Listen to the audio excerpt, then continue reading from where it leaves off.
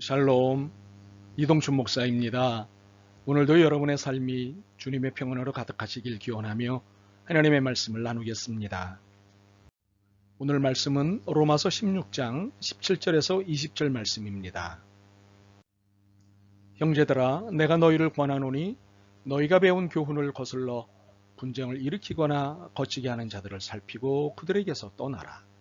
이 같은 자들은 우리 주 그리스도를 섬기지 아니하고 다만 자기들의 배만 섬기나니 교활한 말과 아첨하는 말로 순진한 자들의 마음을 미혹하느니라.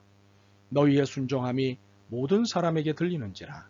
그러므로 내가 너희로 말미암아 기뻐하노니 너희가 선한데 지혜롭고 악한데 미련하기를 원하노라. 평강이 하나님께서 속히 사탄을 너희 발 아래에서 상하게 하시리라. 우리 주 예수의 은혜가 너희에게 있을지어다.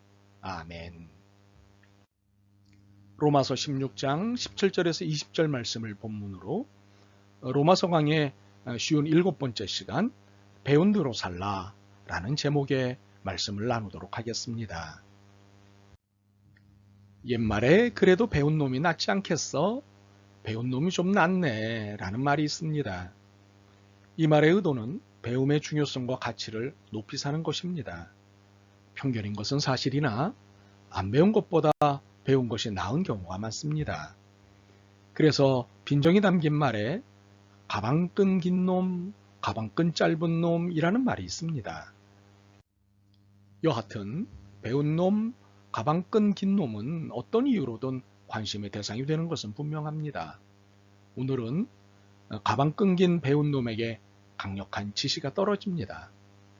바울은 로마서 1장에서부터 15장에 이르기까지 복음에 대한 긴 증언과 복음적 삶에 대한 충고를 마친 후에 16장의 오늘의 본문에서 배운 놈인 로마 교인들에게 간곡한 명령을 내립니다. 17절에 너희가 배운 교훈이라는 말이 있는데 이 말은 배운 교훈을 따라 살라는 것입니다.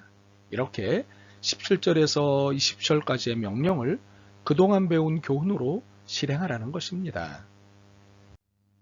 오늘의 본문은 로마서의 마지막 행위 지침입니다. 때문에 간곡함이 담긴 중요한 메시지입니다.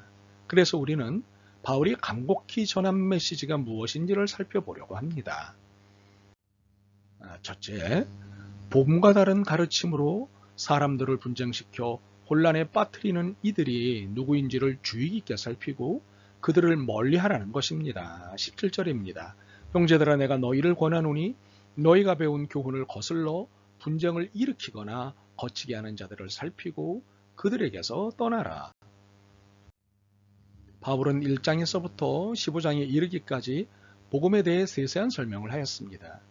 그렇기 때문에 이제는 로마 교인들이 복음과 비복음에 대한 분별력이 구비되었다고 믿은 것입니다.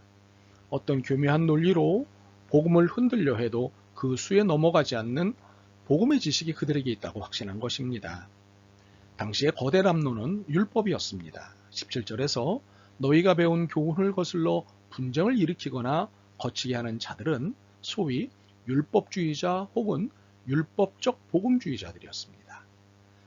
이들은 바울을 늘 신경 쓰게 하는 사람들이고 틈만 나면 율법의 논리로 복음을 흔드는 일을 했습니다. 바울은 이들의 행태를 이렇게 고발합니다. 이 같은 자들은 우리 주 그리스도를 섬기지 아니하고 다만 자기들의 배만 섬기나니 교활한 말과 아첨하는 말로 순진한 자들의 마음을 미혹하느니라. 18절입니다. 율법주의자들에게는 율법을 주신 하나님은 없고 오직 그 율법과 그 율법을 이용해 자신들의 이익을 챙기려는 사심만 있을 뿐이라는 것입니다. 그렇기 때문에 그들은 하나님의 마음으로 성도들에게 접근하는 것이 아니라 교활한 말과 아첨하는 말, 즉 인간의 심리와 방법으로 접근합니다. 하나님 없이 하나님의 말씀을 말하는 것입니다. 그래서 로마서를 마무리하면서 이들의 도전을 염두에 두고 신신당부를 한 것입니다. 너희가 배운 교훈을 거슬러 분쟁을 일으키거나 거치게 하는 자들을 살피고 그들에게서 떠나라. 우리가 긴 시간 동안 로마서에 집중하였던 이유가 있습니다. 바울이 로마서를 쓸 당시의 정황은 율법주의의 거센 도전이었다면 오늘날은 복음의 본질에 도전하는 이단의 거친 도전이 있기 때문입니다. 대표적으로는 신천지, 구원파, 안산홍증인 등과 같은 이단들입니다. 이들의 거친 도전에 한국교회와 성도들이 사방에서 무너지는 것을 봅니다. 복음의 본질과 내용을 교묘하게 왜곡시키는데도 이것이 마치 진짜인 양 둔갑돼 수많은 사람들이 지옥의 길을 걸어 들어가는 것입니다. 이것은 충격입니다. 그렇기에 저는 여러분과 함께 복음의 본질과 내용을 논리적으로 정리해 놓은 로마서를 공부하였던 것입니다. 이제 물어보고 싶습니다. 복음의 본질과 그 내용이 무엇인지 잘 정리가 되셨나요? 누구에게든 이것을 이야기하실 수 있겠습니까? 복음과 비복음을 구분하실 수 있겠습니까? 혹시 정리가 덜 된 부분이 있다면 그동안 함께 나눈 동영상을 통해 다시 정리하실 수 있었으면 좋겠습니다. 이단은 주님 다시 오실 때까지 계속 출현할 것입니다. 모습은 달라도 이단의 출현은 계속될 것입니다. 그렇게 우리는 단 한시도 긴장을 늦출 수 없습니다. 17절에 분쟁을 일으키거나 거치게 하는 자들을 살피고 해서 살피다를 영어로 보면 watch out입니다. 이 말은 늘 긴장하여 감시하고 망을 보라는 뜻입니다. 언제 어디서 새로운 모습으로 등장할지 모르는 이단의 출현을 감시하고 망을 봐야 하는 것입니다. 이것은 주님 다시 오실 때까지 해야 할 일입니다. 둘째, 선한 데는 지혜롭고 악한 데는 미련하라는 것입니다. 19절입니다. 너희가 선한 데는 지혜롭고 악한 데는 미련하기를 원하노라. 바울의 이 소원은 예수님께서 마태복음 10장 16절에서 하셨던 교훈을 재해석한 것으로 볼 수 있습니다. 보라 내가 너희를 보냄이 양을 이리 가운데로 보낸가 같도다. 그러므로 너희는 뱀같이 지혜롭고 비둘기같이 순결하라. 이 말씀은 예수님께서 제자들에게 천국 전파 사역을 맡기시고는 각 고을로 파송시키시면서 하신 말씀입니다. 이 말씀에는 세상이 얼마나 완악한지를 아시기에 가슴 아파하신 것입니다. 제자들을 파송하시지만 안쓰러웠던 것입니다. 그래서 완악한 세상에서 주님의 제자로 사는 지침을 내주셨는데 뱀같이 지혜롭고 비둘기같이 순결하라는 지침이셨습니다. 이를 염두에 둔 바울은 선한 데는 지혜롭고 악한 데는 미련하기를 원하노라를 고린도전서 14장 20절에서는 형제들아 지혜는 아이가 되지 말고 악에는 어린아이가 되라 지혜는 장성한 사람이 되라고 권면합니다. 우리는 이 말씀 중에 뱀같이 지혜롭고 비둘기같이 순결하라. 선한 데는 지혜롭고 악한 데는 미련하기를 원하노라. 악에게는 어린아이가 되라. 지혜에는 장성한 사람이 되라는 이 세 곳, 즉 예수님의 말씀과 이를 해석한 바울의 소원을 정리해 보도록 하겠습니다. 우선 악에 대해서는 순결하고 미련하고 어린아이가 되라는 것입니다. 악이란 무엇입니까? 하나님의 계명과 반대되는 말이나 행동을 일컫습니다. 이처럼 하나님이 싫어하시고 슬퍼하시는 말과 행동에 대해 무지하기를 바라시는 것입니다. 알면 하지만 모르면 하지 않기 때문입니다. 우리가 아이들에게 욕이나 못된 행동을 가르치지 않습니다. 그런데 아이들이 놀이터만 갔다 오면 욕을 하고 못된 행동을 합니다. 모를 때는 하지 않던 아이들인데 알면 이렇게 하는 것입니다. 우리는 이 세상의 악에 얼마나 심각하게 노출되어 있는지 모릅니다. 사방을 둘러봐도 죄지을 일들이 널려 있습니다. 그것도 24시간 무제한으로 악을 지을 수 있는 환경이 조성되어 있습니다. 요즘은 집안에 들여놓은 TV와 인터넷이 죄지을 일을 24시간 중계하고 있습니다. 죄짓는 방법을 공개적으로 알려줍니다. 호기심을 자극하고 양심을 무디게 합니다. 참으로 도처에 영혼을 잡아먹는 이리들이 득실됩니다. 이 사실을 아는 바울이 우리가 악에 대해 차라리 모르고 지내면 좋겠다고 호소하는 것입니다.